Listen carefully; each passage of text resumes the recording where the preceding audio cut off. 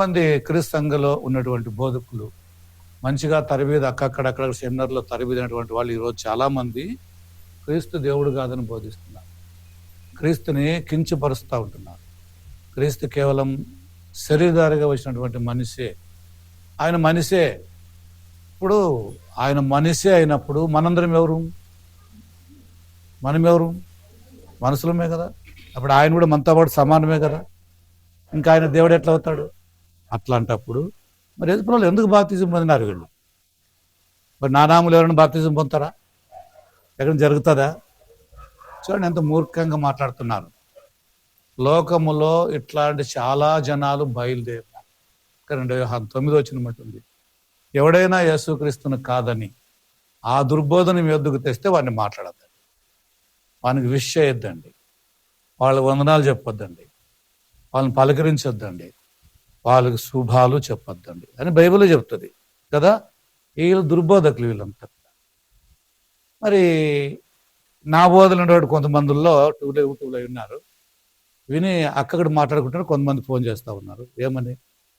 అట్లయితే యేసు ప్రభు మనకు దేవుడు కాదు. ఆయన ఎవరికి దేవుడు కాదు? మనకు దేవుడు కాదు. మరి ఎవరికి దేవుడు ఆయన? ఆ రోజుల్లో ఆయన ఎవరి కోసమైతే ఏ కార్యత చేసినాడో వారికి దేవుడు అంట. మరి మనకు సంబంధం లేదా? అవి మనకు సంబంధించినవి కాదా? ఇప్పుడు కొంచెం వాక్యం చూద్దాం కదా. యేసు ప్రభు వాళ్ళకి ఒకటే దేవుడా, మనకు ఒకటే దేవుడా? వాళ్ళకే దేవుడైతే ఇప్పుడు మనం కూడుకోవాల్సిన పని అవసరమే లేదు. అప్పుడు మనం ఎవరైతామో? విగ్రహార్థికులు అయిపోతాం, దేవుడు లేని వారే అవుతాం. మనల్ని దేవుని ఎదుగు తెచ్చిందే యేసు, దేవుణ్ణి తెలియజేసిందే ఆయన, దేవుణ్ణి బయలుపరిచిందే ఆయన, ప్రాణం పెట్టింది ఆయన, రక్తం కార్చింది ఆయన, చనిపోయింది ఆయన, లేచింది ఆయన కదా.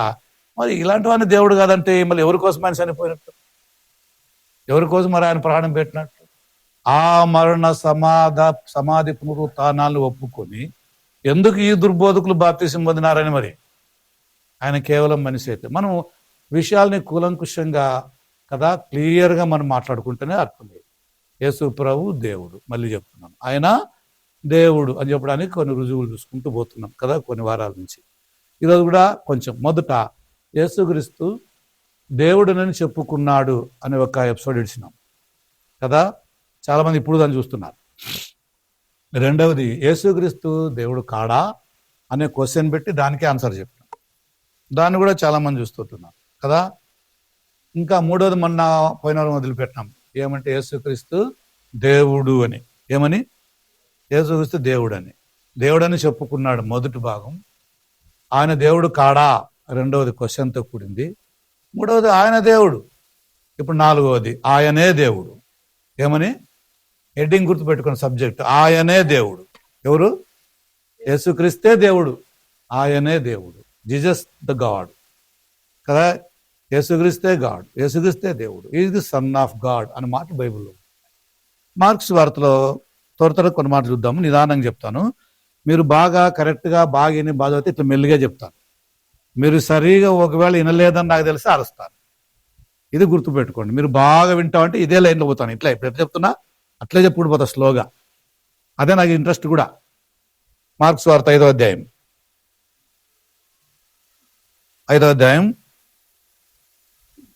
2వ వచనం.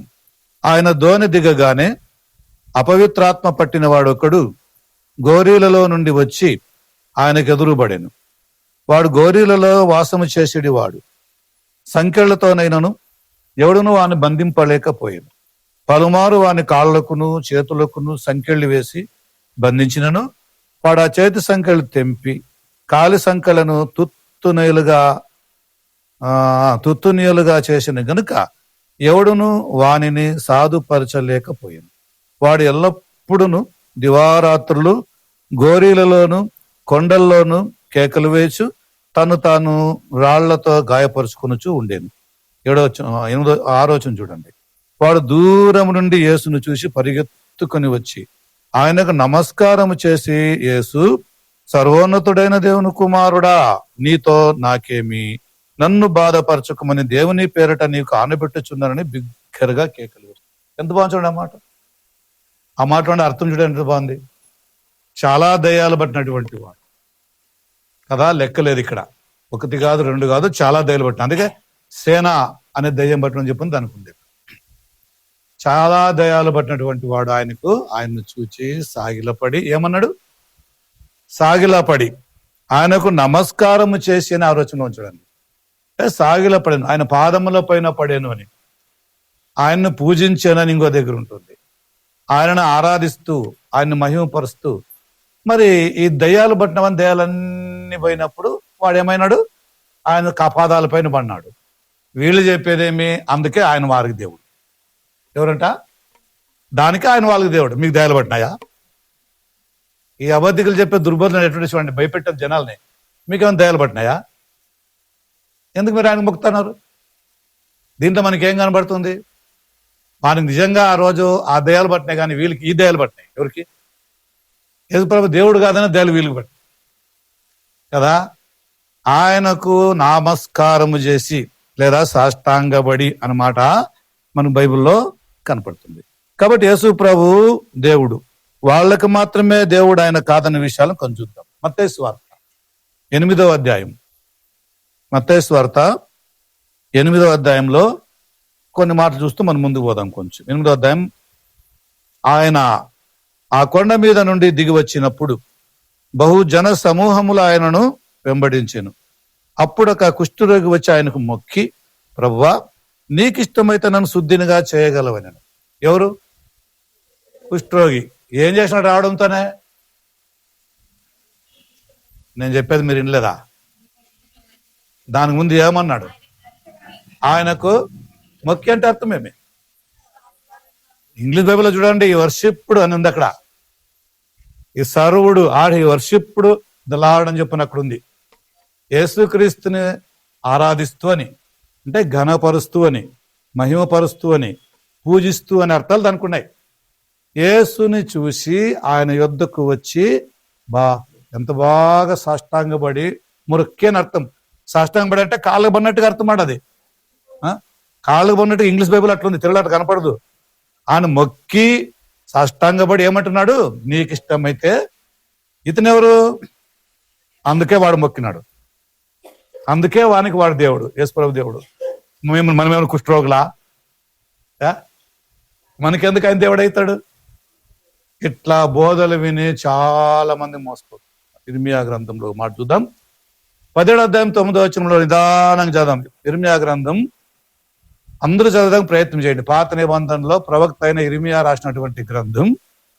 అవునా? ఇర్మియా గ్రంథం 17వ అధ్యాయం 9వ వచనం చదవండి ఒకరు.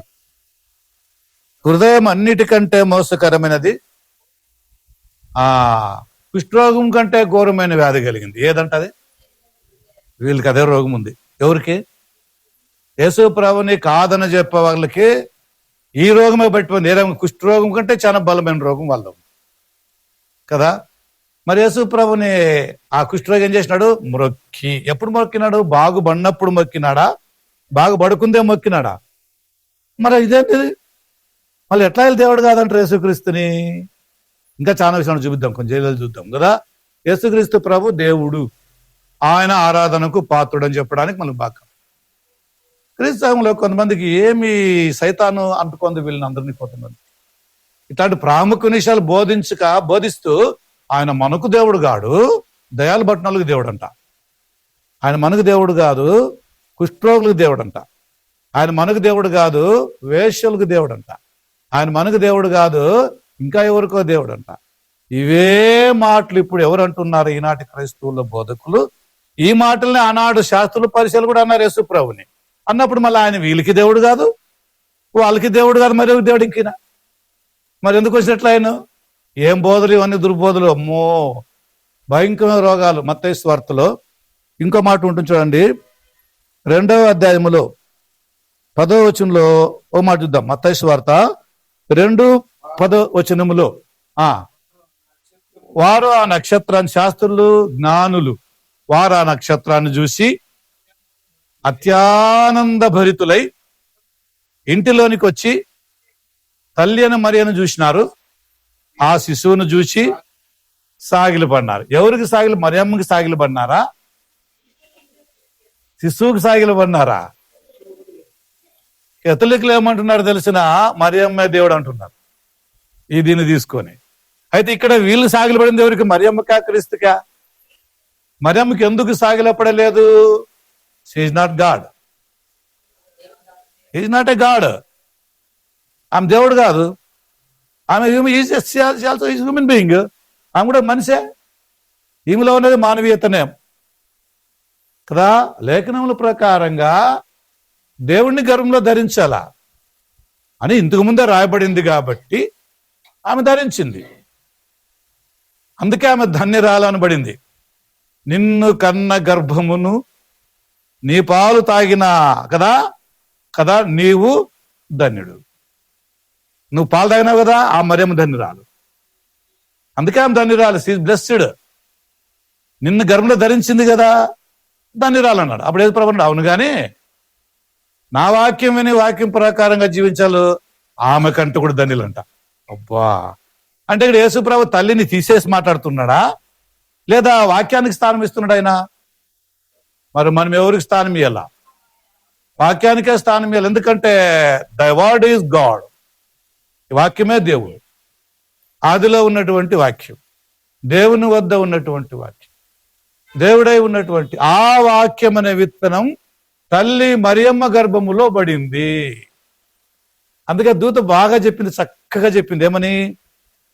నీవు పరిశుద్ధాత్మ చేత శక్తి ధరిస్తావు కదా. దేవుని కుమారుడు నీ గర్భముందు జన్మించబోతున్నాడు. సహజమైనటువంటి గర్భము, గర్భధారణ నీది కాదు. అందుకే కన్యక గర్భవతి కుమారుణ్ణి కనాలని ప్రవచనం చెప్పింది. ఇప్పుడు వాళ్ళు ఏం చేసినారు? జ్ఞానులు, తూర్పు దేశపు జ్ఞానులు వచ్చినారు. ఏం చేసినారు? సాగిలు పడినారు. మళ్ళీ ఏం చేసినారు? పూజించింది. మళ్ళీ ఏం చేసిరి? పెట్టెలు విప్పి బంగారం, సంబ్రాణి, బోళమును. ఏమీ దేవుని సంకల్పము అని ఎందుకు వాళ్ళు వెండి, బంగారము, సాంబ్రాణి, బోళమును అర్పించి? ఇది వాళ్ళ ఇష్టమా? వాళ్ళే అర్పించినారు బంగారము, సాంబ్రాణి, బోళం. మరి ఎవరు చెప్పిన వాళ్ళకి ఇమ్మని? అదొక ఆచారమా? అదొక సిద్ధాంతమా? ఆచారాల సిద్ధాంతాలు ఈరోజు చాలా మంది పెట్టుకున్నారు మనోళ్ళు. ఎవరైనా పాప పుడితే అట్లే చూడకూడదంట.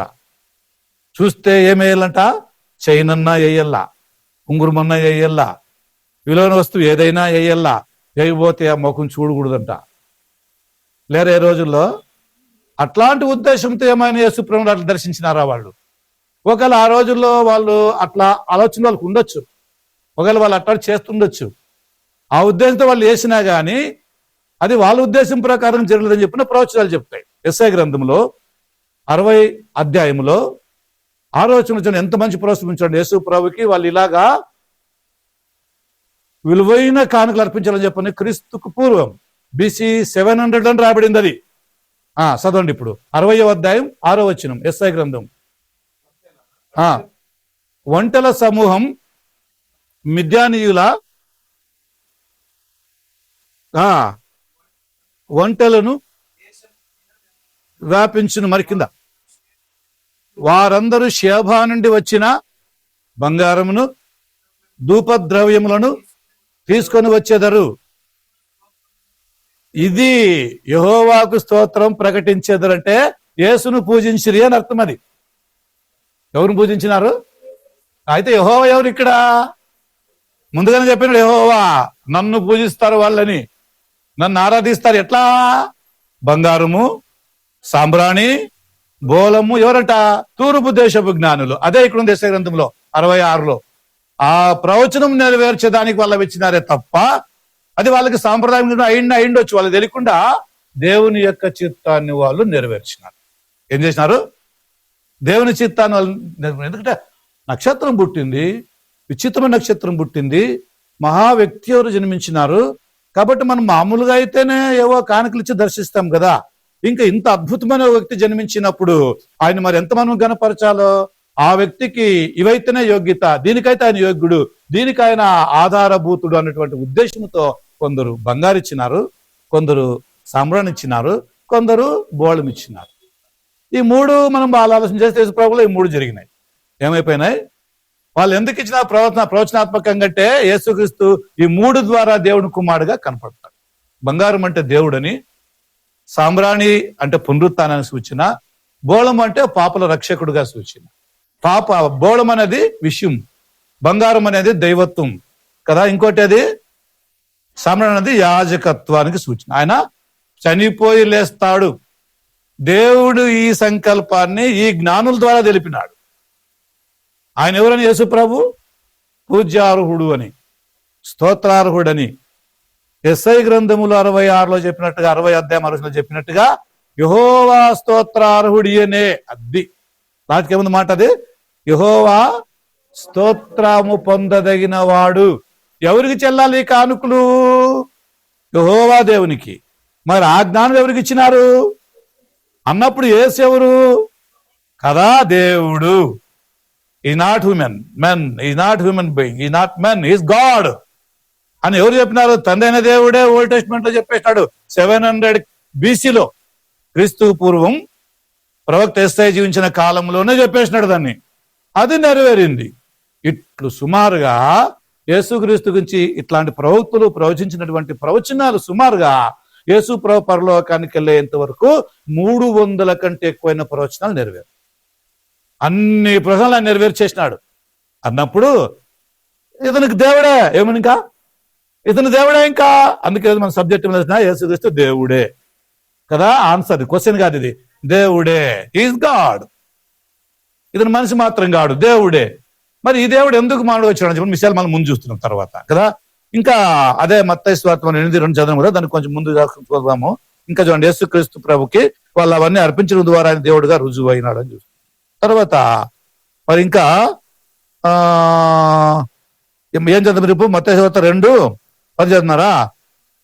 తర్వాత అదే మత్తయి సువార్త 9వ అధ్యాయము 18 ఒకసారి చూద్దాం. పక్కన అధ్యాయమే 9:18 చూద్దాం ఒకసారి. ఆయన ఈ మాటలు వారితో చెప్పుచుండగా ఒక అధికారి వచ్చి ఆయనకు మ్రొక్కి, ఇతనెవరు? గొర్రెల్లో ఉన్నవాడేమో సైతాను పట్టినాడు. ఏం పట్టినట? అపవిత్రాత్మ పట్టినాడంట. వాడేమో కుష్ఠరోగంట. మరి ఈయనెవరు? అధికారి అంటే అర్థమేమి? ఆఫీసర్. ఎవరంట? ఒక ఆఫీసర్ వచ్చినాడు దయలు పట్టిన ఆఫీసర్కి. మళ్ళీ అంటే వీళ్ళు చెప్పే బోధలేమి? యేసు ప్రభు ఆఫీసర్లకే దేవుడు అంట, యేసు ప్రభు కుష్ఠరోగులకే దేవుడు అంట. యేసు ప్రభు ఇంకెవరికి దేవుడు? మీకు దేవుడు కాదు కదా. బైబిల్ పెట్టేయండి కింద, బోధించొద్దండి కదా. దయాలు పట్టాలు వాదిరిగా చెప్పుకుంటూ పోండి. యేసు ప్రభు దేవుడు కాదు అని చెప్పుకుంటూ పోండి, అంతే. కాబట్టి మన బంధువులైనా స్నేహితులైనా మనవారు ఎవరైనా సరే క్రీస్తును దేవుడు కాదు అని బోధించే వాళ్ళు ఎవరైనా సరే వాళ్ళని పలకరించినా తప్పే, వాళ్ళకు శుభాలు చెప్పినా పాపమే, వాళ్ళతో మాట్లాడినా కూడా పాపమే. ఇంట్లోకి రానికూడదని వాక్యం చెప్తుంది, వాళ్ళకు వందనాలు చెప్పకూడదని వాక్యం చెప్తుంది, వాళ్ళకు శుభాలు చెప్పకూడదని వాక్యం చెప్తుంది. ఇట్లా వాళ్ళని సంబోధించి మాట్లాడే వాళ్ళు ఎవరైనా సరే వారు చేసే పాపపు హేయ క్రియల్లో వీళ్ళు పాలిభాగస్తులు అవుతారు, పార్ట్నర్స్ అవుతారు. వాళ్ళు ఏం చెప్తున్నారు? యేసుక్రీస్తు దేవుడు అంటున్నారు కదా, దాంట్లో వీళ్ళు పార్ట్నర్స్ అవుతున్నారు. ఎందుకు కాదంటున్నారు దేవుణ్ణి? ఆ కారణాలు వీళ్ళు పార్ట్నర్స్ అవుతారు.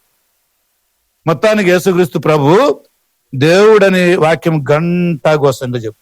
ఆ అధికారి ఏమన్నాడు చూడండి, ఆఫీసర్ వచ్చి ఏమన్నాడు? 18 వరుడు చదవండి, 9:18 వచ్చిన ఆయన ఈ మాటలు వారితో చెప్పుచుండగా వచ్చి మ్రొక్కి చనిపోయింది. శవం పైన పెడితే చాలు. బా, ఇంత పెద్ద పెద్ద ఆఫీసర్లకే ఉంది యేసు ప్రభు ఎవరో దేవుడు అని చెప్పని, ఈ పనికిమాలిన వెధువులకి ఏమొచ్చిందో నాకు అర్థం కాదు.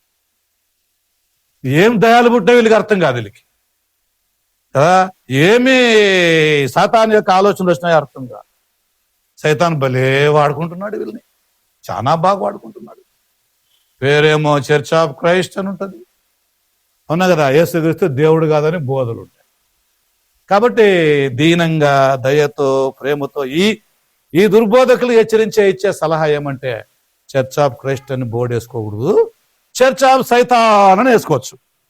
ఏం వేసుకోవచ్చు? చర్చ్ ఆఫ్ సైతాన్ అని ధారాళంగా వేసుకోవచ్చు. ఇంకెట్లయినా బోధించవచ్చు, ఏమని చెప్పుకోవచ్చు. అప్పుడు మేము ప్రశ్నలేం, ఏం మాట్లాడము, మేము మాట్లాడము. ఎందుకంటే మీరు చర్చ్ ఆఫ్ సైతాన్లు కదా, ఇంక సైతాన్ పనులు లేని ఊరుకుంటాం. దేవుని పేరు వేసుకొని దయాలు బోధలు చేస్తే ఊరుక ఉండం కదా. ఇక ఇట్లే బోధిస్తాం. ఎట్లా బోధిస్తాం? ఇట్లా వాక్యాన్ని బోధిస్తుంటాం కదా. మన వాక్యం కోసమే ఉండాలి కానీ మన కోసం జీవించడం కాదని వాక్యం చెప్పు. ఇంకా ఏమంటే చూడండి, మత్తయి సువార్త 14వ అధ్యాయం పక్కనే 33వ వచనం చూద్దాం. మత్తయి సువార్త 14వ అధ్యాయం 33వ వచనం. ధోనిలో ఉన్నవారు వచ్చి నీవు నిజముగా దేవుని కుమారుడు అని చెప్పి ఆయనకు, అమ్మా ఎవరికి మొక్కిరి? ఎవరికి మొక్కినారు? తెలుగు బైబిల్లో మొక్కిడి, సాగిలబడ్రి, అడ్డుబడ్రి అని ఉంది, కానీ ఇంగ్లీష్లో అయితే దే వర్షిప్డ్ జీసస్ కదా. నిజంగా చాలా బాగుంది ఇంగ్లీష్లో, they worshipped him, they worshipped Jesus. ఆయనకి సాష్టాంగపడి ఆయనకు మొక్కి, ఏమంటారు ఇక్కడ? ఆయనకు మొక్కి ఆ ధోనిలో ఉన్న వారు వచ్చి నీవు నిజముగా దేవుని కుమారుడు అని చెప్పి ఆయనకి నమస్కారము చేసిరి. ఎవరికి? యేసు ప్రభుకి మొక్కి, మళ్ళీ ఇంకో మాట లాస్ట్కి ఏముంది? నమస్కారం కూడా చేసిరి. నమస్కారం చేసినట్టు అర్థమేమి? ఆయన్ని ఆరాధించి. కాబట్టి యేసు ప్రభు మనకు దేవుడు కాదు, వాళ్ళు చెప్పేది. ఎవరికి దేవుడు అంట? చేపలు పట్టే వాళ్ళకి దేవుడు. అక్కడెవరు వాళ్ళు? చేపలు పట్టేవాళ్ళు. ధోనిలు అంటే ఏంటివి? పడవలు, చేపలు పట్టేవాళ్ళు కదా, వాళ్ళకి దేవుడు ఆయన. మళ్ళీ ఎవరికి దేవుడు కాదు? దళితులకైన దేవుడు కాడు, సామాన్య జనులకి దేవుడు ఆయన కాడు, అన్యులకు దేవుడు ఆయన కాదు, విగ్రహార్థకులకు దేవుడు ఆయన కాదు. సువార్త వినవలసిన అవసరము లేదు. యేసు ప్రభువు నమ్మాల్సినటువంటి పని లేదు. బాప్తిస్మం క్రీస్తునామములో పొందాల్సిన పని లేదు.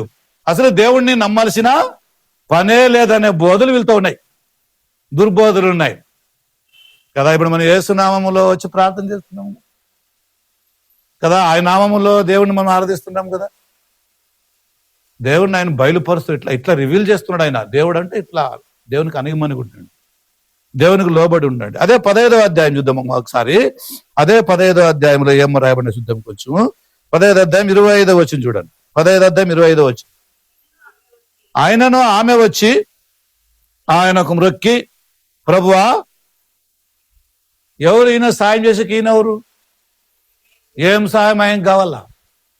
అక్కడేమో అధికారి వచ్చినాడు, నా బిడ్డ చనిపోయింది, అయినా నువ్వు రావాలా? ఏం రావాలా? అయినా నువ్వు రావాలా? వచ్చి ఏం చేయాలా? అట్లీస్ట్ బతికించాలనలేదు అక్కడ. అసలంతా మాట్లాడదు అని బతికించాలన్నాడా? ఏమన్నాడు? చచ్చిపోయిందని మొదటే అన్నాడు, ఇంక మళ్ళీ ఎట్లా బతికించబడ్డాడు? ఇంకా ఆయన అన్నాడు చనిపోయిందని అనేసాడు కదా. చనిపోయింది, పాస్ట్ ఈవెంట్ అవే, ఆమె వెళ్ళిపోయింది కదా, చచ్చిపోయింది, పాసుడు అవే, ఆమె అయిపోయింది, ఆమె చనిపోయింది. అయినా నువ్వు వచ్చి, ఆ అధికారి ఏమన్నా వచ్చి చేయబెట్టమన్నాడు. ఎవరిపైన? శవం పైన. దాన్ని ఏమేమో ఊహించేది బాగలేదు. ఇప్పుడు మనం పోతాం, చనిపోయిన వాళ్ళ ఇంటికి పోతాం, చనిపోయినాం, ప్రార్థన చేస్తాం అంతే కదా. లెమ్మని ప్రార్థన చేద్దామా? ఎవరైనా చనిపోయిన వాళ్ళకి మనం బాక్స్ పెట్టి అన్ని పెట్టి ప్రార్థన చేస్తాం కదమ్మా. మీకు అర్థం కలదు నా భాష? అర్థమైందా? బాక్స్లు పెట్టి, సెంట్లు పెట్టి, సోపులు పెట్టి, అవి పెట్టి, ఇవి పెట్టి, ఏమేమి బట్టి, తెల్ల బట్టి కట్టి, ఇట్లే పరిస్థితులుగా పర్వాలేదు చెప్పని చేస్తాం కదా. అప్పుడు లేమని ప్రార్థన చేస్తున్నామా?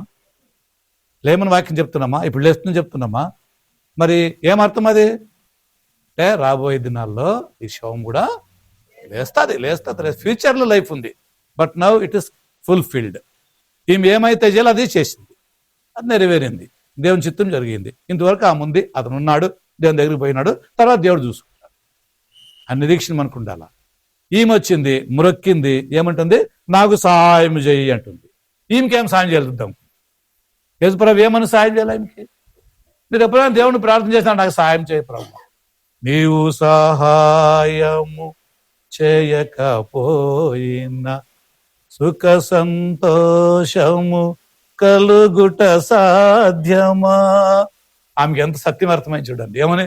ఆయన వచ్చి ఇప్పుడు నాకు సాయం చేస్తాడు. చదవండి, కొంచెం కంటి చేయండి నా మాటని. ఆయనను ఆమె వచ్చి మొక్కి ప్రభువా అడిగాను. అందుకు ఆయన పిల్లల రొట్టె తీసుకొని ఆ ఆ ఆ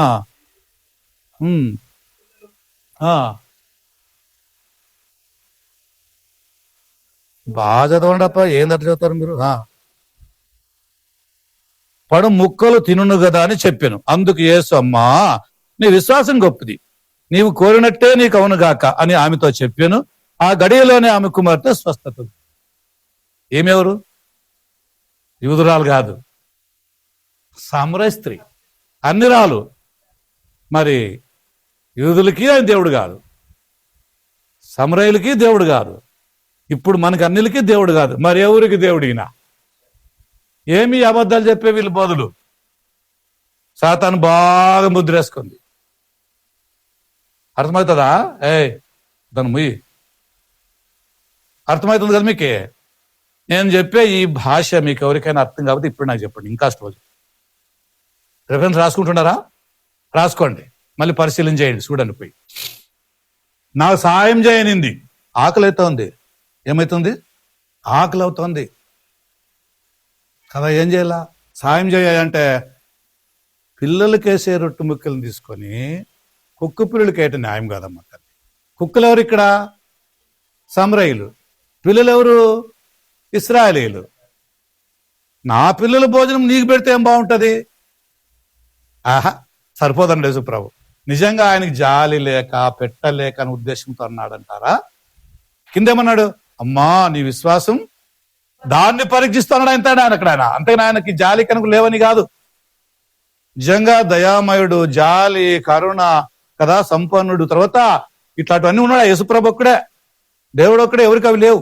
అవే ఆయన గుణాలు. అవి మనకి వచ్చినాయి. ఎట్లొచ్చినాయి? ఆయన తన స్వరూపంలో అట్లా చేసినాడు కాబట్టి, ఆయన ఆత్మ మనం కలిగి ఉన్నాం కాబట్టి, అందుకే అవి అట్లా వచ్చినాయి. సరే కదా. ఇంకా ఏమంటది వాక్యం కదా? ఆమెకు నాకు సహాయం చేయని ఆమె చెప్పింది. ఇంకా చూద్దాం కొంచెం. 20వ అధ్యాయం మత్తయి సువార్తె 20వ వచనం చూద్దాం ఒకసారి. మత్తయి సువార్తె 20వ వచనంలో ఏముందో చూద్దాం కొంచెం. అప్పుడు జెబెదయి కుమారుల తల్లి తన కుమారులను వెంటబెట్టుకొని ఆయన యొద్దకు వచ్చి నమస్కారము చేసి ఒక మనవి చేయబోవుగా. మనవి అంటే పిటిషన్, ప్రార్థన, రిక్వెస్ట్. ఏమని చేస్తోంది? జెబెదయి తల్లి, జెబెదయి కుమారుల తల్లి ఏమని చెప్తుంది? ఆమె రిక్వెస్ట్ అండి. కొంచెం మంది ఏం ప్రార్థన చేస్తారో స్వార్థం ఉంటుంది. స్వార్థంతో ఎప్పుడూ ప్రార్థన చేయొద్దండి. నేనే బాగుండాలా, నాకే అన్ని రావాలా, అందుకంటే నేనే బాగుండాలా. ఆ సుంకరేని తృణీకరించి ఆ పరిషడు మాట్లాడలేదా? నేను వారానికి 2 సార్లు ఉపవాసం ఉంటున్నాను, నా 10వ భాగంలో అంతా తూచా తప్పకుండా ఇస్తా ఉన్నాను, నేను ఈ సుంకర మాదిరి పాపిని కాదు, నేను పరిసేయుణ్ణి, పరిశుద్ధుణ్ణి, నేను ధర్మత అన్ని భాగాలను బాగున్నాను, ఈ సుంకర మాదిరి పాపిని కాదని దాన్ని ప్రార్థన చేసిందా? ఇతరులని తృణీకరించే ప్రార్థన దేవుడు ఎప్పుడు అంగీకరించు. ఏమని? ఇతరులని తృణీకరించే ప్రార్థన ఎప్పుడు వినడు. సంఘంలో మనం ఎంతమంది ఉన్నాం, మన ఎద్దుకు రొట్టె వచ్చినప్పుడు అందరూ పాలు పొందుతాం కదా. ఎవరిని తృణీకరించొద్దు, ఎవరిని చిన్నగా ఆలోచన చేయొద్దు, కపటంగా అందులో పాలు పొందొద్దు కదా. హైలైట్ నేను అనే ఉద్దేశం చేయొద్దు. అర్పణ కంటే ఒకరికి ఒకరు సమాధాన పడడమే దేవునికి చాలా ఇష్టం కదా. మనము వాళ్ళలో పాల్గొంటే చాలు, అంతే. ఎవరితో నాకేం పని, నేను ఓన్లీ అంటే పోయింది కాబట్టి. Not I'm only, we are all. ఏమంట? మనందరూ మనం ఉండాల. మనం విరిచే రొట్టె ఒకటే కదా, మనం పాలు పొందే పాత్ర ఒక్కటే కదా. ఒకే రొట్టెలో పాలు పొందే మనం, ఒకే పాత్రలో పాలు పొందే మనం ఒక్క శరీరమై ఉన్నాము అంటే సంఘమై ఉన్నామని అర్థం. శరీరం అంటే సంఘం కదా. 20 మత్తయి సువార్తలో ఏముంది చూద్దాం కొంచెం కిందకట్లే చదవండి. అని అడగగా అందుకు ఆమె నీ రాజ్యమందు నా ఇద్దరు కుమారులు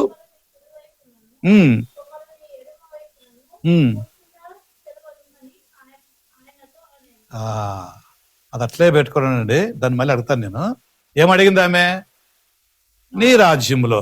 రాజ్యం అంటే సంఘం అని అనుకుందాం. అక్కడ సంఘం గురించే. ఆమె ఇంకా భూలోకంలో రాజ్యం ఇంకా స్థాపించబడలేదు కదా, అప్పుడు త్వరలో స్థాపించిపోతాడు. మీరు చెప్పండి. ఈమె పెద్దరికి అడుగుతా ఉంది. అది ఎవరికి అడుగుతా ఉంది? తన కుమారులకి అడుగుతుంది. ఎవరెదుట అడుగుతా ఉంది ఆమె? ఎవరెదురు అడుగుతా ఉంది? శిష్యులు ఆడున్నారు, జనాలు ఆడున్నారు.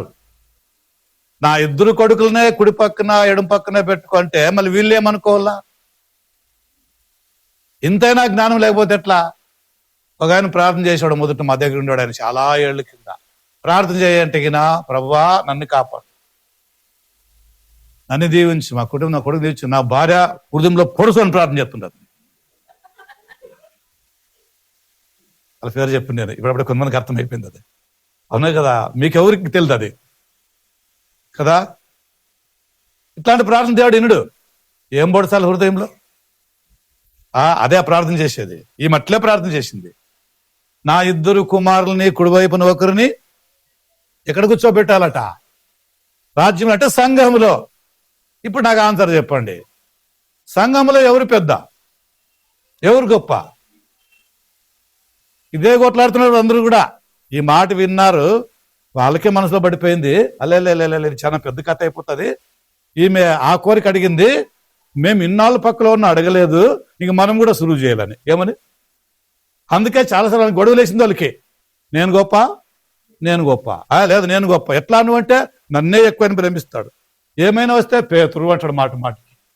లేదు లేదు లేదు లేదు నేనే ఆయన ప్రేమను బాగా అర్థం చేసుకున్నా కదా అని యోహాన్ అంటాడు. ఇంకొకటి అంటాడే, మీకు అంత ఏం తెలియదు, నేను యూదా గోత్ర సింహంలో పుట్టినటువంటి వాడిని, మత్తయి నా పేరు, నేనే గొప్పవాడిని. అట్లా అందరూ గొప్పవాళ్ళు గొప్పవాళ్ళు అని చెప్పుకుంటే అప్పుడు యేసుప్రభు అక్కడికి వచ్చి మీరు ఎవరు గొప్ప అని అప్పుడు చెప్పినాడు. ఆయన పాదాలు కడిగిన. మీలో ఎవరు గొప్పవాళ్ళు గారు? ఎవరు గొప్పవాళ్ళు చెప్పండి?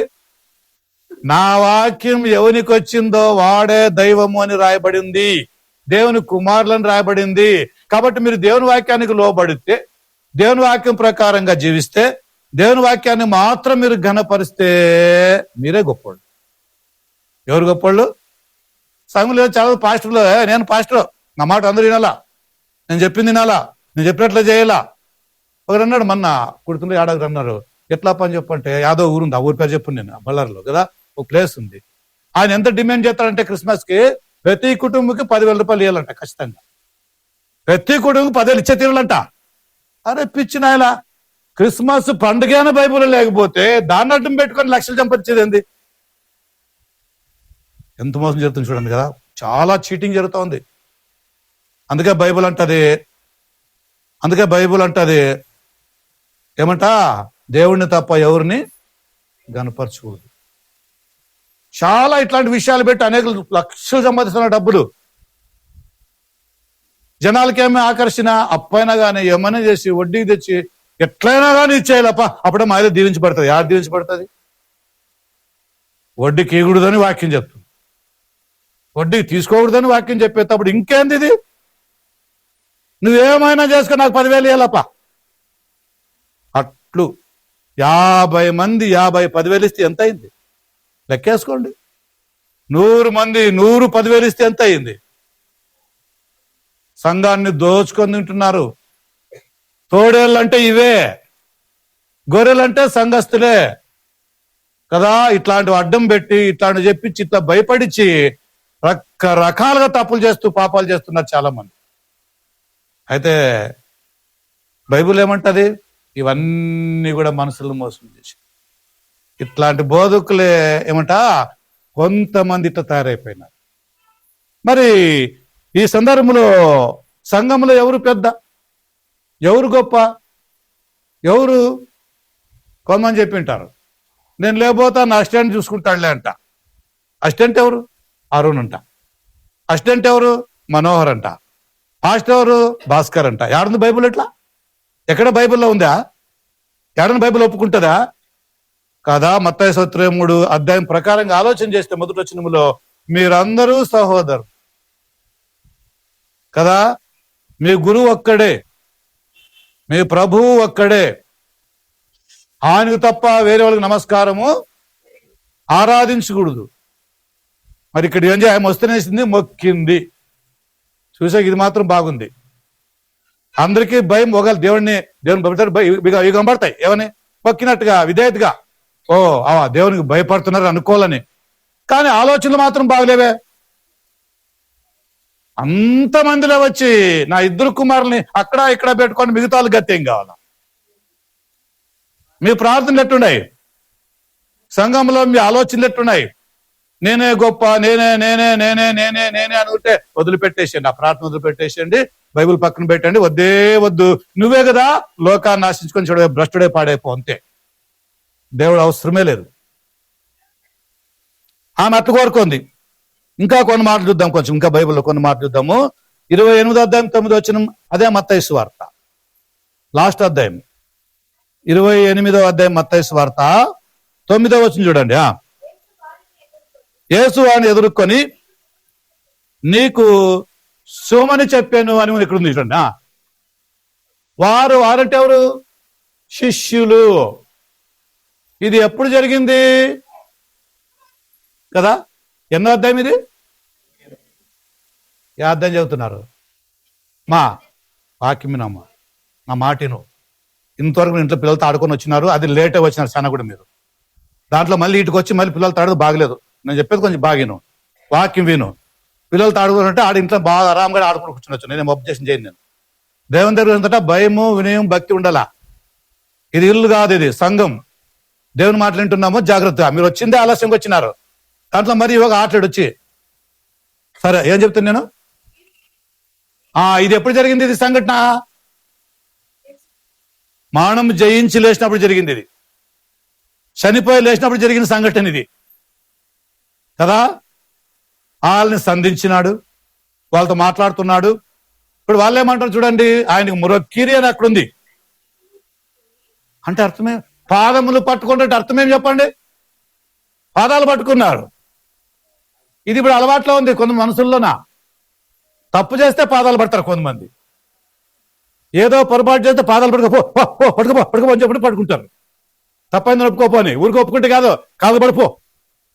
మనుషులు ఇది. కానీ దైవికంగా ఇది కాదు.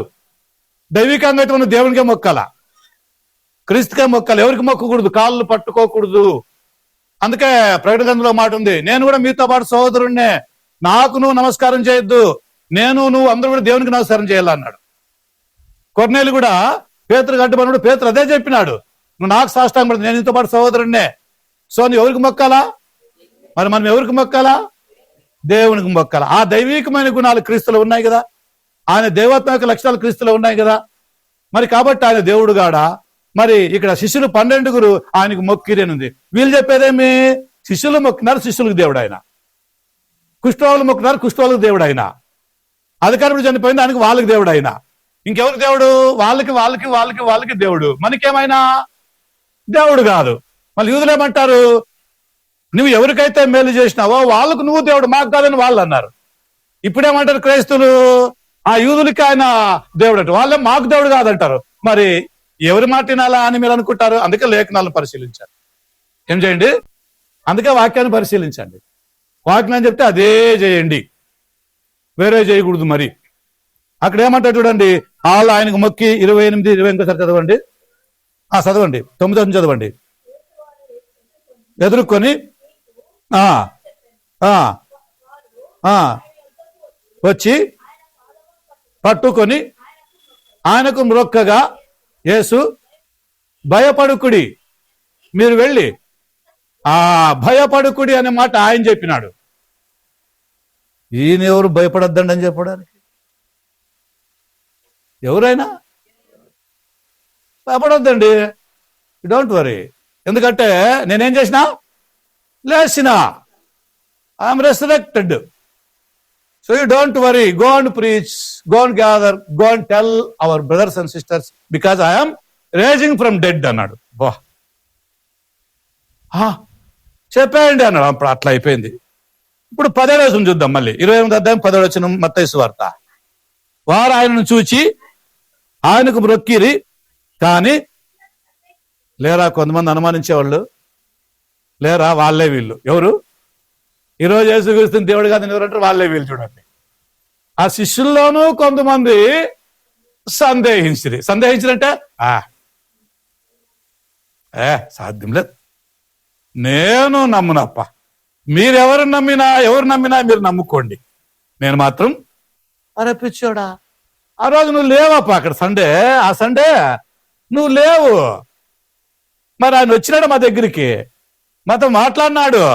అరే నువ్వు లేవు ఆ రోజు, చెప్తే నువ్వు అంటే నేను నమ్మలేదు అన్నాడు. ఎవరు అతని? తోమా. నేను నమ్మనంటే నమ్మను అన్నాడు. మరి ఎట్లా? మీరు నమ్మింది నేను నమ్మాలంటే నేను ఆయన చేతుల్లో నా వేళ్ళు పెట్టాలా, ఆయన గాయాలు నేను చూడాలా, చేతుల్లో చేయి పెట్టాలా, అప్పుడే నేను నమ్ముతాను. అందరికి నమ్మను అన్నాడు. ఇట్లాంటి వాళ్ళు లేరా? ఎంతమంది ఉన్నారు? 20వ అధ్యాయంలో అప్పుడు ఆ తోమా ఆయన చూసి ఏమన్నాడు? అమ్మా రా తోమా, నీ అనుమానం తీస్తాను రా, చూడు ఇవి నా చేతులు, ఇదో మేకులు కొట్టినటువంటి బొక్కలు కనబడుతున్నాయి చూడు, చూడు. అప్పుడు చూసినాడు దగ్గరకు, అమ్మా నిజంగా అవును ఏమిట. ఇట్లాంటి గుడ్డలకి ఈరోజు యేసు ప్రభు అనే వాక్యం అర్థమైతేనే కానీ ఆయన్ని దేవుడిగా ఒప్పుకో. అప్పుడేమన్నాడు తోమా? నా దేవా నా ప్రభువా అన్నాడు. ఏమన్నాడు? ఇంతవరకు తోమా దేవుడిగా యేసు ప్రభుని గుర్తే జరగలేదు. ఇప్పుడు అంటున్నాడు నా దేవా. అంటే ఇట్లాంటి వారు ప్రపంచంలో చాలా మంది ఉన్నారు. ఏవో జరిగితేనే దేవుడు నమ్ముతారు, లేకపోతే నమ్మరు. నేను అనుకున్నా అదైతే గిన యేసు ప్రభుకి 100 టెంకాయలు కొడతానట్టుగా కేథలిక్లు చెప్పినట్టు, ఏదో కొన్ని అన్ని మతస్థులు చెప్పినట్టుగా నేను అనుకున్నాను. అది జరిగితే గిన నిజంగా నేను కానుక ఇంకా రెగ్యులర్గా ఇస్తా, యాకోబు మాదిరిగా. ఇట్లా వాక్యం మాదిరిగా ఎవరు చెప్పరు, వాక్యం మాదిరిగా ఎవరు ఆలోచన చేయడం లేదు. ఇక్కడ వాక్యం ప్రకారంగా అంటూ కాదు, వీళ్ళ ఆలోచనల ప్రకారంగానే దేవుడిని అంటున్నారు. తప్పది. తోమా అట్లాంటి వారిలో ఒకడు. తోమా ఏమన్నాడు? నా ప్రభువా అయినా నా దేవా అన్నాడు. లాటికి తోమా ఎవరిని గుర్తెరిగినాడు? యేసు ప్రభుని దేవుడుగా గుర్తెరిగినాడు. మార్క్స్ వార్త 5:6 అప్పుడే చూసినాం కదా. వాడు సాగిలబడినాడు. ఏమైనాడు? సాగిలబడినాడు. లూకాసు వార్తలో 24వ అధ్యాయంలో, లూకాసు వార్త 24వ అధ్యాయంలో 52వ వచనం చూద్దాం ఒకసారి. 52వ వచనం. వారు ఆయనకు నమస్కారము చేసి ఆనందముతో తిరిగి వెళ్ళి ఉండి, కొంతమంది ఈ గుంపుకు చెందిన వాళ్ళు ఉంటారు. ఏ గుంపుకి? వాక్యం ప్రకారంగా దేవుని నమ్ము, మారు మనసు పొందు, బాప్తిస్మం పొందు, రక్షణ పొందు, సంఘములో ఉండి దేవుని ఆరాధించే అదో ఒప్పుకోరు కొంతమంది. ఏదో వాళ్ళ జీవితంలో మెరాకిల్ చేయాలా, ఏదో ఒక అద్భుతం జరగాల, ఏదో ఒకటి అనుకుంది కావాలా, అప్పుడు చేస్తారు కొంతమంది. అది వాక్యానుసారమైంది కాదు. అది జరిగేవి జరుగుతూ ఉంటాయి, పోయేవి పోతూ ఉంటాయి, అయ్యేవి అవుతూ ఉంటాయి. మనం ఏదన్నా ఏమడిగినా జరిగేది మాత్రం కదా. బాగా పాడతాం పాట, ఎలా పడుతుంది ఏదో భక్తుల మాదిరిగా పరవశులై అన్నట్టుగా. ఎన్ని తలచినా దీర్ఘాది, ఏది అడిగినా జరిగేది నీ చిత్తమే. ఏం పాడతారు తెలుసా? 2వ వచనంలో బలం ఉంది. నా ఇంటి దీపం నీవే అని తెలిసి, మళ్ళీ నా హృదయం నీ కొరకు. కొంచెం కష్టం రాని ఇంట్లోనా?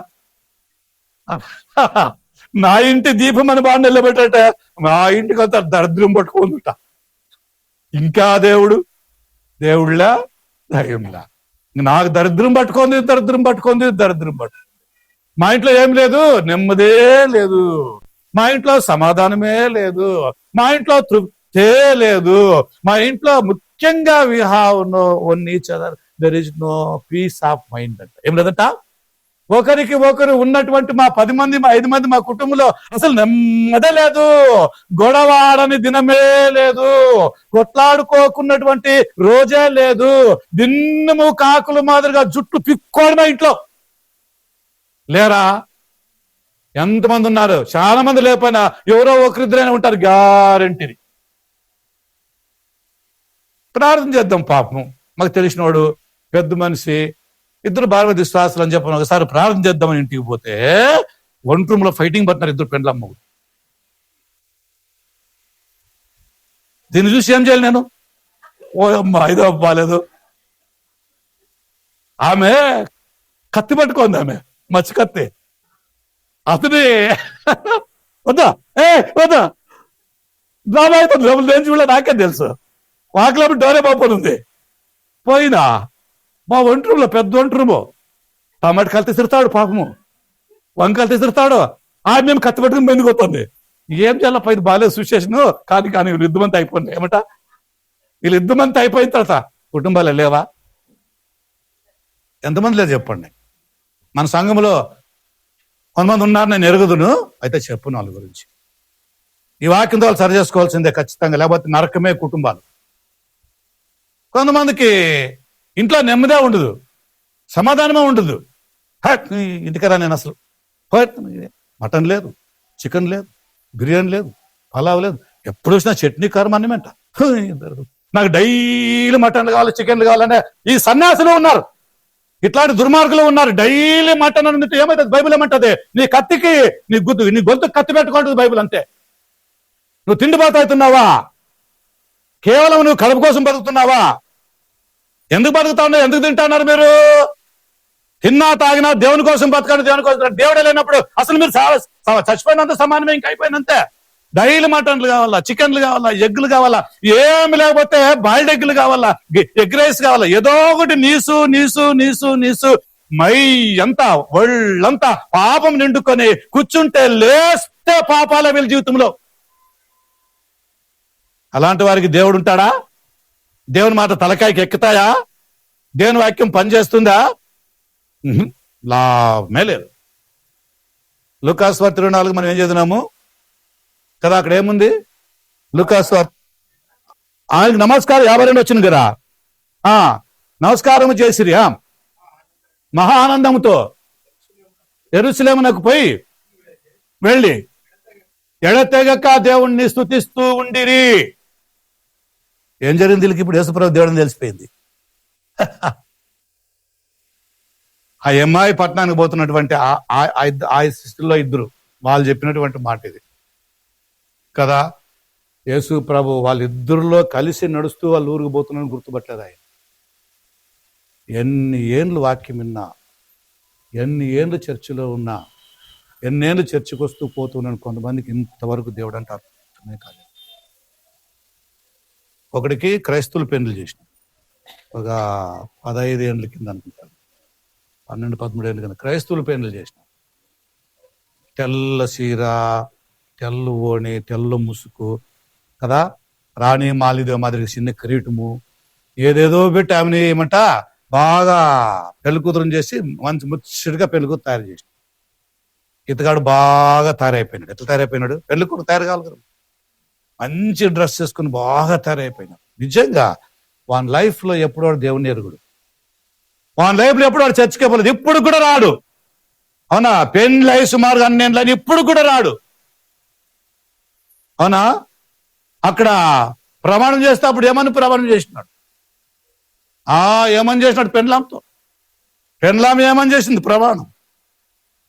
నిన్ను నన్ను మరణమే తప్ప ఇంకేది ఏం చేదట? 75 అని ప్రమాణం చేసి ఇప్పుడు ఈ పెండ్లామంటది, నాకు మీ అమ్మ, మీ నాన్న, మీ అన్నదమ్ములతో నాకు చాలా అయిపోయింది, నేను ఈ ఇంట్లో పని చేయలేనప్ప, ఇద్దరు పదమర బయటకని పెండ్లామంట. ఈడు మొగుడు అంటాడు, వద్దొద్దు ఉండు, 2 తక్కువ ఎన్నాళ్ళు తట్టుకోవాలంట? వాళ్ళు పోతారు, జల్జీ పోతారు లేంట. ఎప్పుడు పోతారట? వాళ్ళు పోతారు, అప్పుడు పోదాంలే. ఎంతమంది వాళ్ళు చెప్పండి. ఇప్పుడు వరకు కూడా వాడు మారనేలేదు. ఆ పాప చర్చకు వస్తుంది కాబట్టి అంత ఇంత కొంచెం చేంజ్ అయింది, అంతే, కొంచెం అంతే, అది కూడా పూర్తి లేదు. వీడు మాత్రం అస్సలు లేడు. ఏమంటాడు మాట్లాడితే అసలు దేవుడే లేడట. ఇప్పటికి వాడు చెప్పేది ఏం లేడు. మరి ఎందుకు రా క్రైస్తులు పని చేసినామని చెప్పంటే మా అమ్మ మా నాన్న పడుగు తట్టుకోలేక అంటే. ఇప్పుడు చాలా మంది కూడా ఇట్లే పెద్దల యొక్క పట్టుకులు తట్టుకోలేక పెన్నులు చేసుకుంటారు, కానీ వాక్యానికి లోబడిన లేదు అసలు. వాక్యం అర్థమే కాలేదు. ఇన్నేళ్ళైనా వాక్యమే వాక్యమే వాక్యమే వాక్యమే లేనే లేదు. భ్రష్టులు, సైతాన్ సంబంధులు, నరకానికి రిజర్వ్ చేయబడినటువంటి వాళ్ళు వీళ్ళందరూ కూడా కదా. అట్లా ఉండకూడదని చెప్పిన వాక్యం చెప్తుంది. ఇన్నేళ్ళైనా వాళ్ళ కనులు ఇంకా తెరుగుపడలా. ఇప్పుడు తెరుగుపడినాయి. ఎప్పుడు తెరుగుపడినాయి? ఇప్పుడు తెరుగుపడినాయి. ఇప్పుడు అంటున్నారు ఆయన లేచినాడు. ఏమైనాడు? ఆయన లేచినాడు. యోహాను సువార్త 9వ అధ్యాయము ఇంకో మాట చూడండి. యోహాను సువార్త 9వ అధ్యాయం యోహాను సువార్త 38వ వచనం చూద్దాం ఒకసారి. యోహాను 9:38 చూడండి. అంతటా వారు ప్రభువా నేను విశ్వసించున్నానని ఆయనకు చెప్పి మొక్కెను. ఏం చేసినాడు? ఎవరికి మొక్కినాడు? యేసుక్రీస్తుకు మొక్కినాడు కదా. ఈరోజు చాలా మంది దేవుని పిల్లల్లో, చాలా మంది సంఘాల్లో క్రీస్తు దేవుడు కాడని చెప్పే వాళ్ళకి ఇన్ని వాక్యాలు చూసి, మరి యేసు ప్రభు యూదులకి దేవుడు కాడంట, సమరయులకి దేవుడు కాదంట, అన్యులకి దేవుడు కాదంట, మనకు దేవుడు కాదంట. మరి ఇంకెవరంట ఆయన? ఎవరికి దేవుడు అంట? దయ్యాలకి దేవుడు ఆయన అంటే. అప్పుడు వీళ్ళందరికీ దయ్యాలు పట్టినాయి. ఎవరికి? క్రీస్తుని దేవుడు కాదనే వాళ్ళకి దయ్యాలు బట్టే ఈ బోధలు చేస్తారు, దయ్యాల బోధలు చేస్తుంటున్నారు. కాబట్టి యేసుక్రీస్తు భూమికి వచ్చినప్పుడు, భూమిపైన ఉన్నప్పుడు ఆయన ఉనికిని అర్థం చేసుకోలేవు. కొన్ని మాటలు చెప్పి ముగిస్తాను చూడండి కదా. నమ్మండి, యేసుక్రీస్తు దేవుడే. ఈరోజు సబ్జెక్ట్ అది, యేసుక్రీస్తు దేవుడే. సరే, ఈ 2వ కొరింథీ పత్రిక 8వ అధ్యాయంలో కొన్ని మాటలు రాయబడి కదా. ఆ మాట చూపించి కొంచెం వాక్యం ముందుకు చెప్తాను. కొంచెం చూడండి. అయిపోయింది, ముగిద్దాం ఇంకా 15 నిమిషాల్లో. గోగు పట్టుకోండి, చిత్తు చేయొద్దండి. ఇదేం తప్ప పట్టుకోండి అయిపోద్దని చెప్పని. 2వ కొరింథీ పత్రిక 8వ అధ్యాయం అనుకుంటా. 8వ అధ్యాయమే. 5వ వచనం చదవండి ఒకసారి.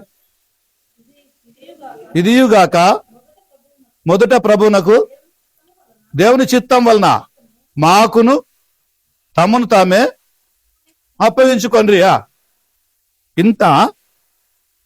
ఇంతగా చేయుదురని మేము అనుకొనలేదు. కావున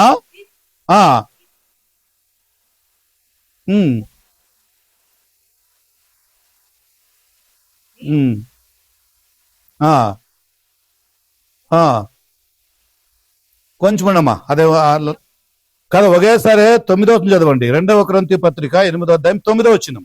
మీరు మన ప్రభు అయిన ఎరుగుదురు కదా, ఆయన ఉండినను దారిద్ర్యం వలన కావాలనని దరిద్రుడు ఆయన.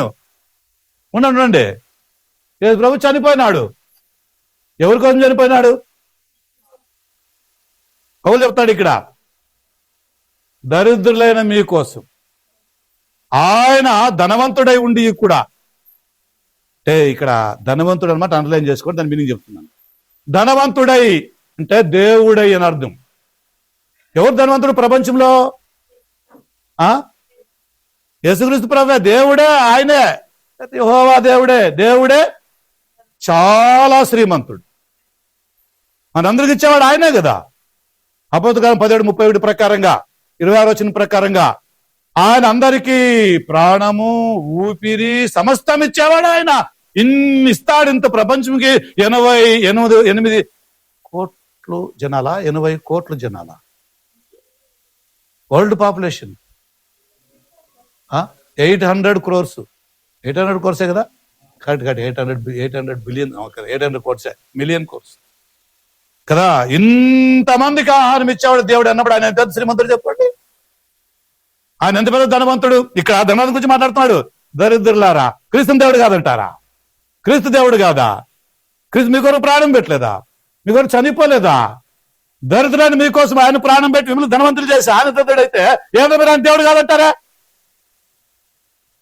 ఏమీ ఎరుగక ఉండి కదా నిర్దేవులుగా ఉన్నప్పుడు దేవుడు నమ్ముకున్న బాప్తిసం మంది ఒక స్టేజ్కి వచ్చినప్పుడు ఏమంట యేసు దేవుడు కాదంట. ఆహా, ఏమనాలి?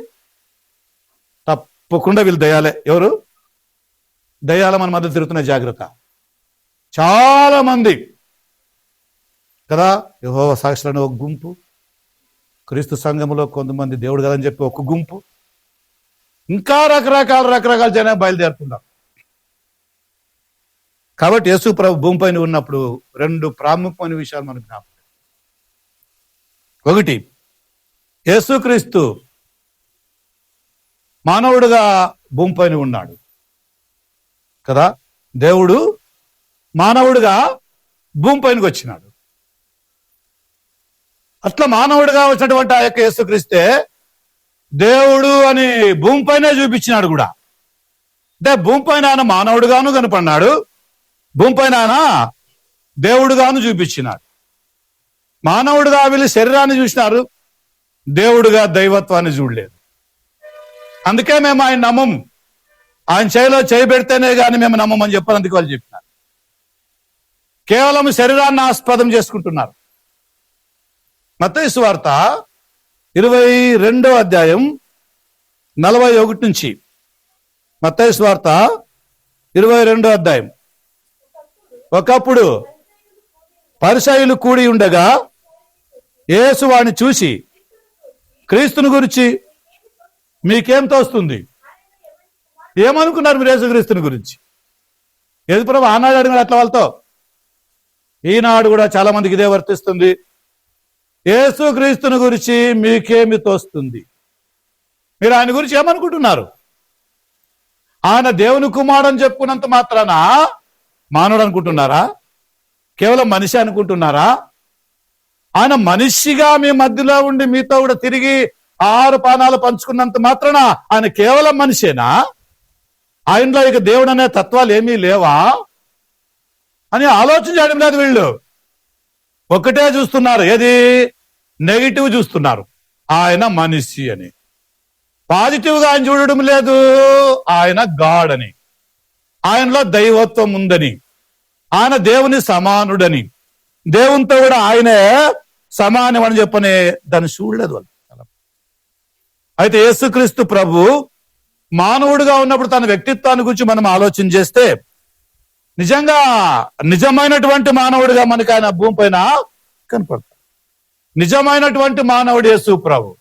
చూడండి ఎంత బాగుంది కదా. నిజమైన మానవుడు ఏమట? Is the really man. ఏ మనిషి అట? ఈజ్ ద రియల్లీ మ్యాన్ అంటే మనసుల్లో మనిషిగా ఉన్నాడు కానీ ఆయన నిజమైన మనిషి. 19వ అధ్యాయం 3వ వచనంలో యేసు ప్రభు నిలబడినాడు. ఇట్లా పిలాతు తీర్పు తీరుస్తున్నాడు. యేసు ప్రభు చేతిలో కర్ర ఉంది, వస్త్రాలు చినిగిపోయినాయి, బాగా కొట్టినారు, తలపైన ముళ్ళ కిరీటాన్ని పెట్టినారు, ఒళ్ళంతా రక్తమే కారుతోంది కదా. ఒళ్ళంతా 40 దెబ్బలు కొట్టినారు, కొడా దెబ్బలు, 1 తక్కువ 40 దెబ్బలు కొట్టినారు. ఆయన వంగిపోయినాడు, నలిగిపోయినాడు, విరిగిపోయినాడు, చాలా బాధగా వచ్చి అక్కడ నిలబడినాడు కదా. అప్పుడు పిలాతు యేసుని గాదిగా చూసి, చూడండి అన్నమాట ఎంత బాగుంది అక్కడ. అదే అనుకుంటాను చూడండి, యోహాను సువార్త 19వ అధ్యాయం అనుకుంటాను చూడండి. 19వ అధ్యాయమే కరెక్ట్. 5వ వచనం చూడండి.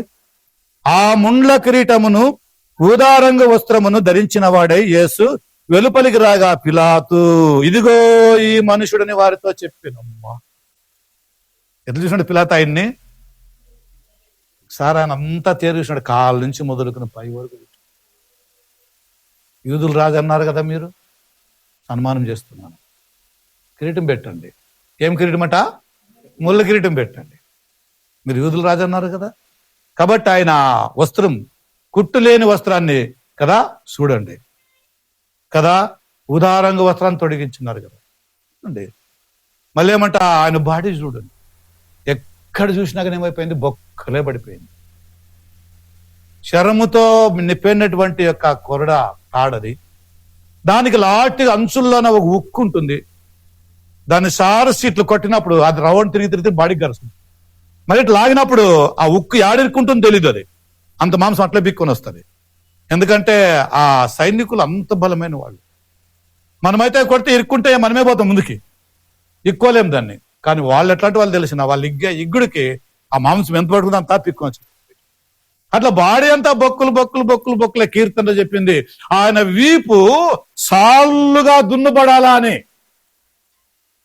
భూమి ఎట్లయితే దున్నుతారో సాళ్ళు సాళ్ళు సార్లు దున్నుతారో అట్లా దున్నుబడాలా.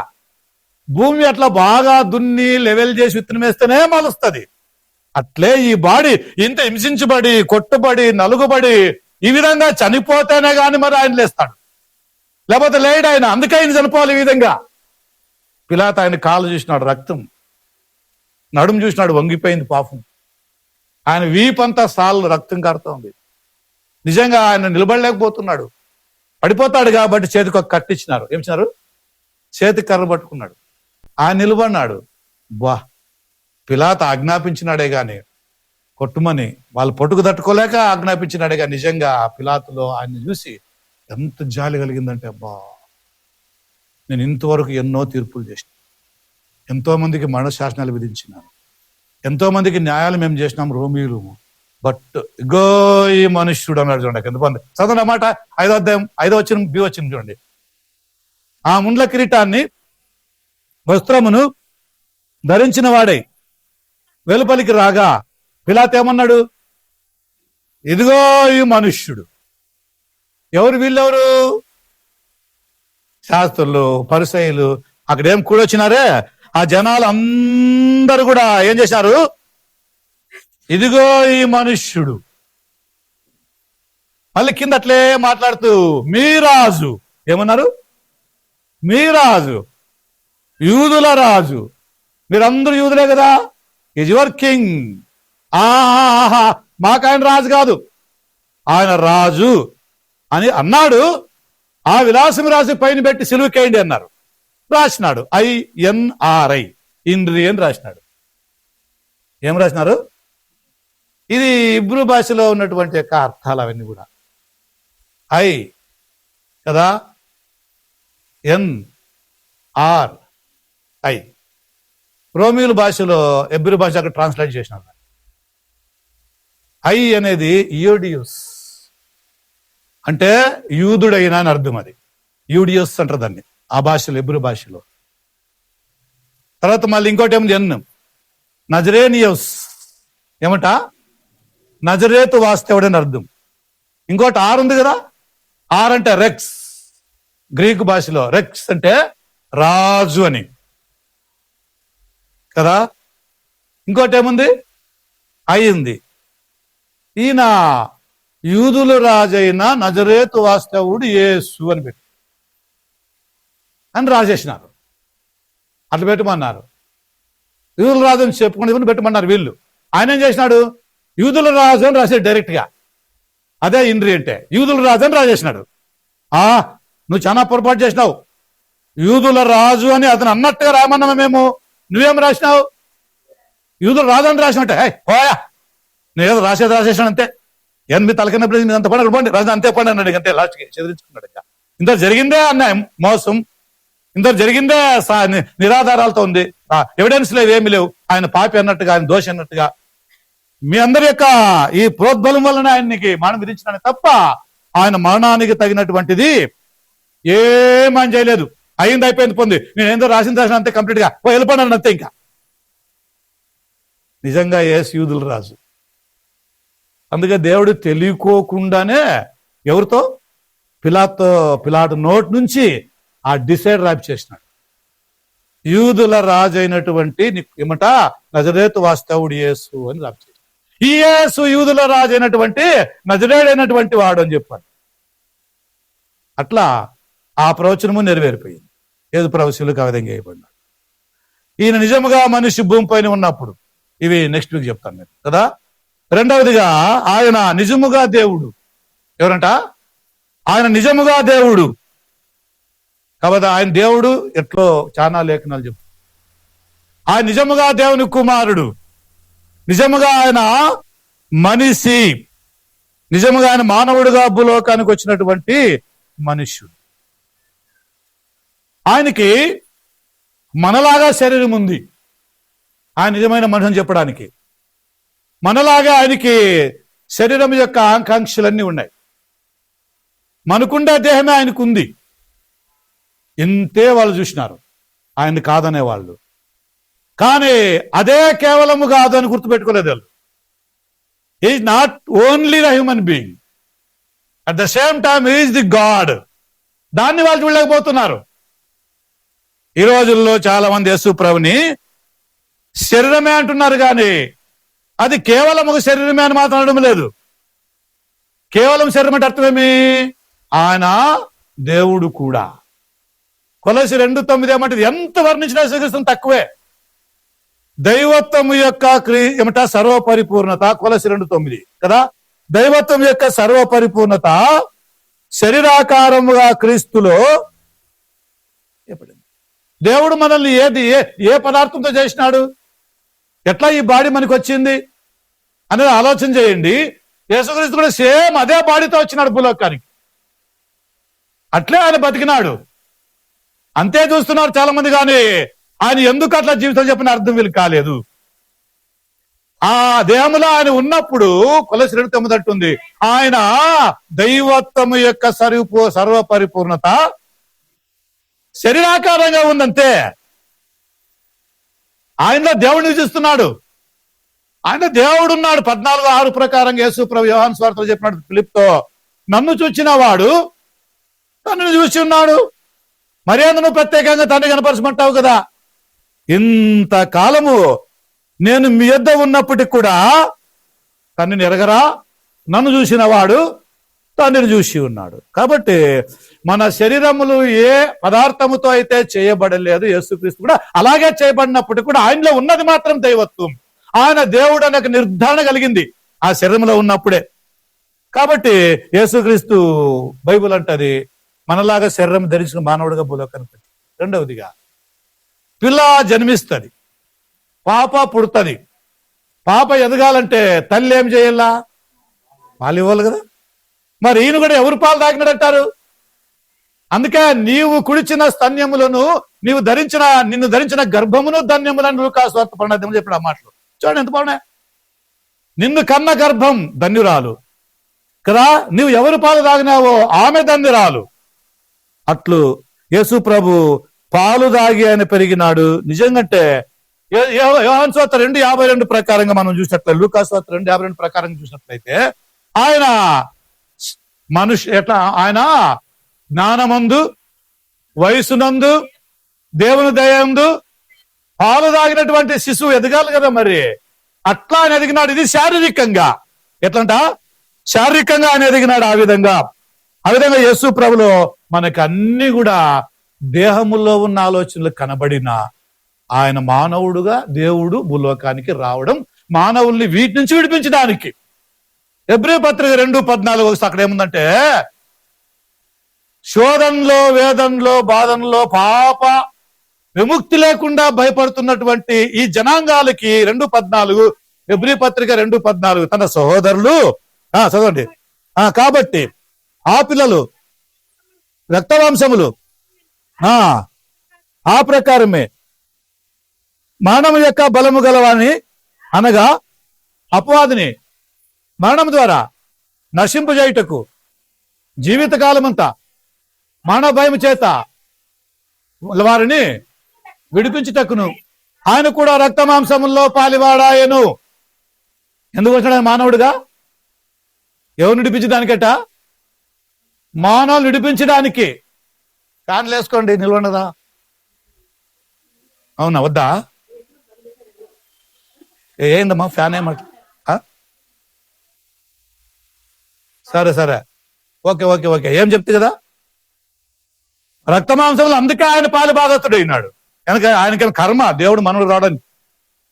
తన సహోదరులు అంటే మనమే, తన పోలికలో చేయబడినటువంటి మానవులనే మనము నరకానికి పోకూడదనే ఉద్దేశంతో ఆ నరకాన్ని తప్పించడానికి దేవుడు మానవుడుగా భూలోకానికి వచ్చిన కారణాన్ని బట్టి ఆయనకి దేవుని కుమారుడు అని పిలుస్తారు. ఆయన మనిషిగా వచ్చినాడు కాబట్టి మనిషి కుమారుడు అన్నారు కదా.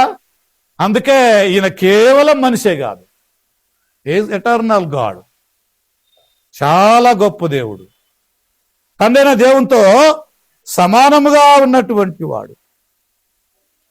క్రీస్తు ప్రభు భూమి పైన బతికినప్పుడు ఆయన మాటలకు వచ్చి వినండి, నేను పైన చెప్పినాను కదా, నా మాటలు ఆత్మయును జీవమునై ఉన్నవి. ఇప్పుడు మాట్లాడండి, మత్తయి సువార్త 26వ అధ్యాయం 38వ వచనం చూద్దాం. మత్తయి సువార్త 26వ అధ్యాయం 38వ వచనం చూడండి. మత్తయి సువార్త 26:38. అప్పుడు యేసు మరణమగునంత వరకు నా ప్రాణం దుఃఖముతో దీన్ని చెప్తాం చూడండి. ఏమని ప్రార్థన చేస్తున్నాడు ఆయన? మరణమగునంత వరకు నా ప్రాణము చాలా దుఃఖంగా ఉంది. ఇదేమి సూచిస్తారు? ఇది మనిషిగా ఆయన మనుషులు దేనికైతే భయపడుతున్నారో ఆ ప్రాణముని గురించి ఆయన ఇక్కడ చెబుతా ఉన్నాడు. అంటే ఆయన కూడా మన మాదిరిగా ప్రాణం ఉంది. ఆయన ఎప్పుడు చనిపోయినాడు? ఎన్నేళ్ళు చనిపోయినాడు? 33 ఏళ్ళు చనిపోయినాడు. ప్రాణం పోయింది. ఆయన ఏమన్నాడు శిలువ పైన? ఆఖరి యొక్క మాటలో ఏమన్నాడంటే, నా ఆత్మను నీకు అప్పగిస్తున్నాను కదా, నా ఆత్మను నీకు అప్పగిస్తున్నా అని చెప్పి శిలువలో 7వ మాట పలికి ఆయన ప్రాణం విడిచాను అని ఉంది. అంతవరకు ఆయన ప్రాణం కలిగి ఉన్నాడా? ప్రాణం కలిగి లేడా? కలిగి ఉన్నాడు కదా, ఎందుకంటే ఆయన మనిషి కదా, మానవుడుగా ఉన్నాడు కదా. ఎంత కొట్టినా వెంటనే చావలేదు ఈయన. ఎవరు? 39 కూడా దెబ్బలు కొట్టా సావలేదు ఆయన. పాపం విడిగుద్దులు గుద్దిన, గడ్డం బట్టి లాగి బిగించి తన్నిన, ఏమైనా చిత్రవద పెట్టినా గాని సావలేదే ఆయన.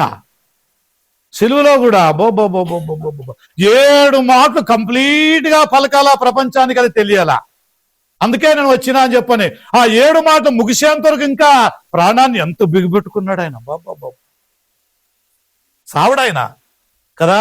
9 గంటలకు సిలువేస్తే కదా 7 మాటలు మాట్లాడే లోపల 3 గంటలు టైం అయింది. 3 గంటలకి ఆయన సావాలా అని ప్రవచనములా ఉంది. తండ్రి యొక్క సంకల్పం, దేవుని ఏర్పాటు ఈ విధంగా ఇంత ఖచ్చితంగా తన ప్రాణం పెట్టడంలో మరి సామాన్యమైన మనిషి కదా. దైవ మానవుడు. ఏ మానవుడట? మానవుడుగా కనపడినటువంటి దేవాది దేవుడి. అందుకే is the lord among the lords, is the God among the gods కదా, is the king among king కదా, his name is among all the names. బాబా చాలా పెద్ద పేరైంది, చాలా గొప్పది. అందుకే అపోస్తులు 4:12 అంటుంది, ఆకాశము కింద మనుషుల్లో ఇవ్వబడినటువంటి మరి ఏ నామములో కూడా మనకు రక్షణ కలగదు, only in the name of Jesus కదా. సాల్ వాక్యం ఇంకా